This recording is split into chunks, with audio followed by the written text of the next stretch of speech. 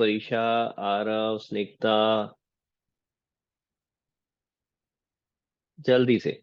हाँ जी, 5 मिनट और ले रहा हूँ बेटा, बस फिर क्लोज कर रहे हैं। हाँ जी, तो मैं आपको ये बता रहा था कि जरूरी नहीं है कि कैश फ्लो स्टेटमेंट में आपके पास जो भी पैसे आ रहे हैं जा रहे हैं वो इसी साल को रिलेट कर रहे हो सकता है वो पिछले साल के भी हो। ठीक है, आपको पिछले साल से कोई पैसे मिल रहे हैं या आप पिछले साल के से रिलेटेड एक्सपेंसेस को अभी पे कर रहे हो। ठीक है, लेकिन कैश फ्लो स्टेटमेंट क्या दिखाएगा, इस साल पैसे कहाँ से आए और कहाँ गए, वो इस साल की कैश की मूवमेंट दिखाएगा which might relate to last year also. Clear हो गया? समझ में आया सबको? तो ये पॉइंट क्लियर होना चाहिए। ठीक। अगर मैं इन तीनों को अगर मैं इन तीनों को ऐड कर लेता हूँ, ऑपरेटिंग एक्टिविटी, इन्वेस्टिंग एक्टिविटी और फाइनेंसिंग एक्टिविटी को, तीनों को, इन तीनों से जो पैसे आए, जो पैसे गए, इन सबको ऐड कर देता हूं तो मेरे पास क्या आ जाएगा, net cash flow during the year. ठीक है, यानी मेरे पास टोटल कितने पैसे आए या कितने पैसे गए पूरे साल में।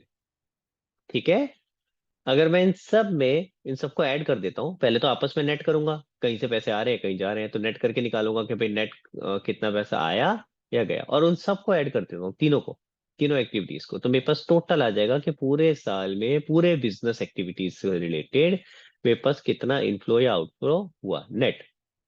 ठीक है, क्लियर? अगर मैं इसके अंदर ओपनिंग कैश ऐड कर दूं तो मेरे पास क्या आ जाना चाहिए,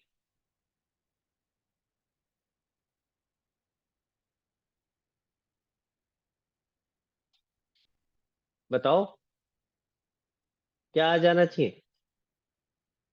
चलो दूसरे तरीके से समझते हैं।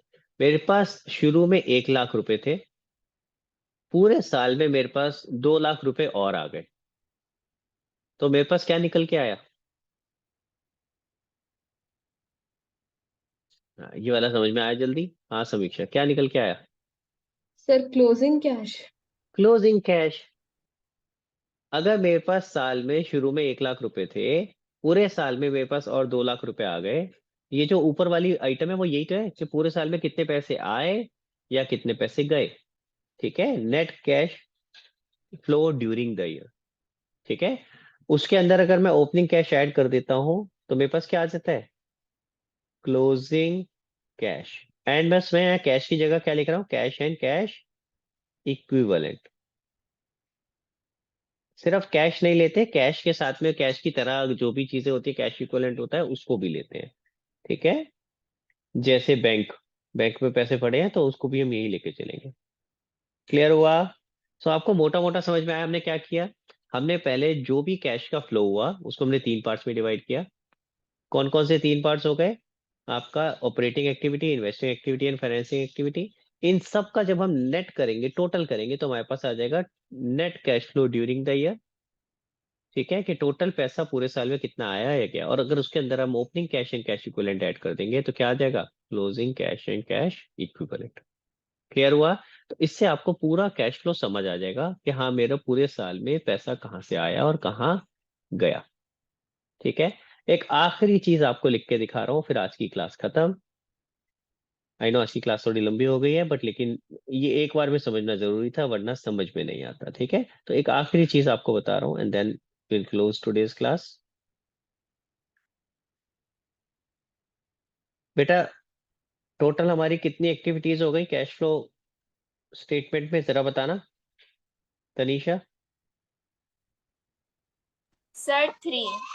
बोलो जरा कौन कौन सी। Operating activity, investing activity and financing activity. Very good, चलो याद होगी तेरे को है। यस। कैश फ्लो फ्रॉम, मैं शॉर्ट में लिख रहा हूँ, ऑपरेटिंग एक्टिविटी,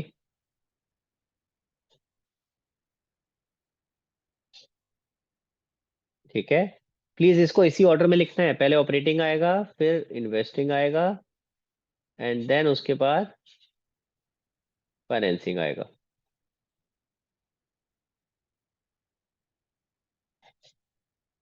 ठीक है,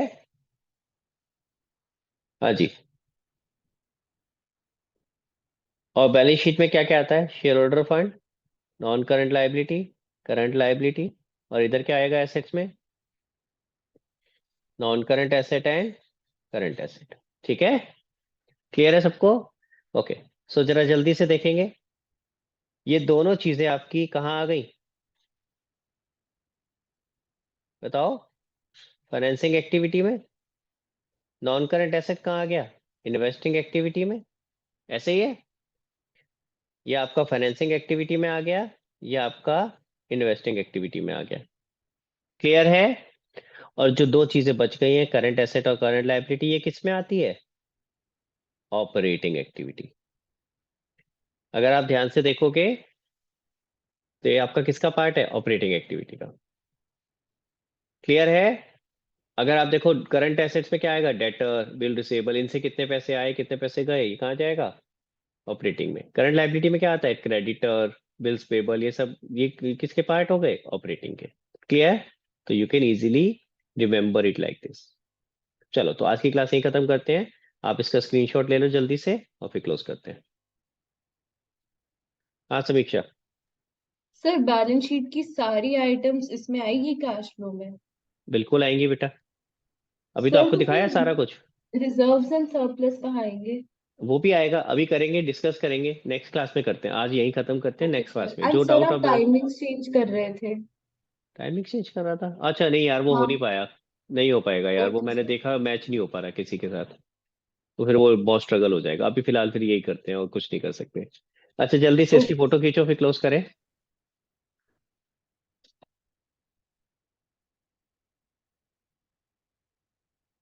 चले आगे।